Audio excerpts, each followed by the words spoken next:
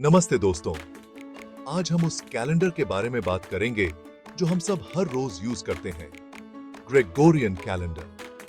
ये कैलेंडर कोई 442 सालों से चल रहा है, लेकिन शायद सब इसके टेक्निकलिटीज से वाकिफ नहीं है, खासकर लीप ईयर को लेकर। तो चलिए, आज मैं आपको इस कैलेंडर और इसकी कैलकुलेशंस में गड़बड़ियों और एडजस्टमेंट्स के बारे में बताता हूं। सबसे पहले तो हम एक साल में 365 दिन गिनते हैं, लेकिन असल में धरती को सूरज के चारों तरफ घूमकर वापस अपनी जगह पर आने में 365 दिन, 5 घंटे, 48 मिनट और 46 सेकंड लग जाते हैं। कुछ जगह इस 40 सेकंड की वैल्यू 40 से लेकर 56 सेकंड तक मिलती है, लेकिन मैंने कैलकुलेशन को आसान बनाने के लिए अभी नासा की वेबसाइट पे दी गई नंबर को फाइनल मान लिया है।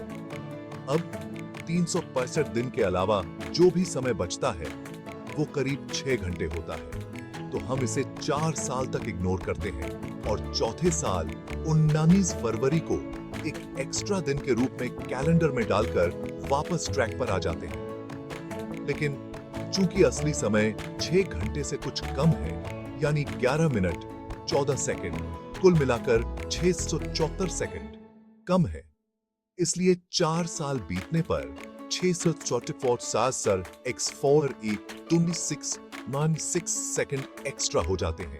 यानी ये 96 सेकंड हमारे 4 साल के हिसाब में नहीं जुड़ने चाहिए थे। 100 साल गुजरने तक इन एक्स्ट्रा सेकंड्स की गिनती 67400 2696 25 हो जाती है, यानी अब एक दिन कम करने का वक्त आ जाता है। इसीलिए रूल सामने आता है कि जो साल सेंचुरी का आखिरी साल होता है उसे लीप ईयर नहीं माना जाएगा, फिर चाहे वो 4 से डिवाइड हो भी जाए। लेकिन एक दिन में तो 86400 सेकंड होते हैं, तो टेक्निकली हमें 128 सालों में लीप ईयर स्किप करना चाहिए था। लेकिन मैथ्स को सिंपल रखने के लिए हमने ये काम 100 साल बाद ही कर दिया। इससे हर 100 साल में 800 700 600 एडी 19,000 सेकंड ऐसे बच जाते हैं जिन्हें हिसाब में जोड़ा जाना चाहिए था, लेकिन हमने नहीं जोड़ा। 400 साल बाद ये बचे हुए सेकंड की संख्या 67,000 हो जाती है, जो एक दिन के सेकंड्स के करीब है।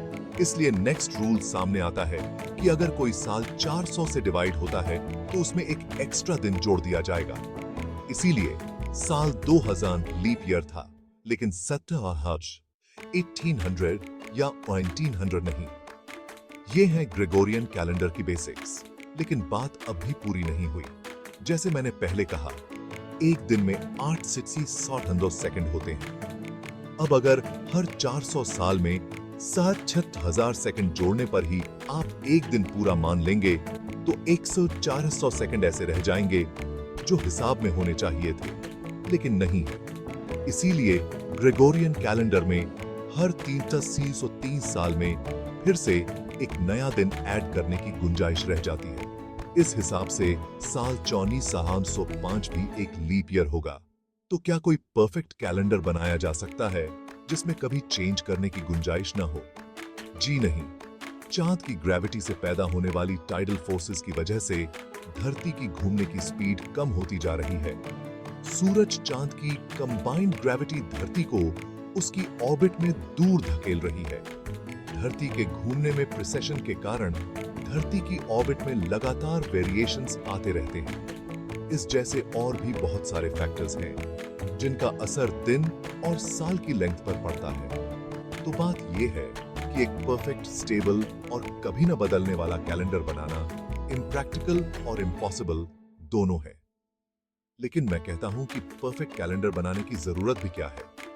चाहे किसी भी सिविलाइजेशन का बनाया कैलेंडर हो, सब इनकम्प्लीट हैं। और इस बात का प्रूफ भी कि सूरज, चांद या सितारे क्या बताते हैं, ये इंपॉर्टेंट नहीं है। इंपॉर्टेंट ये है कि हम इंसान क्या सोचते हैं, हमें क्या सही लगता है और हम सब मिलकर किस बात पर अग्री हुए हैं। धन्यवाद।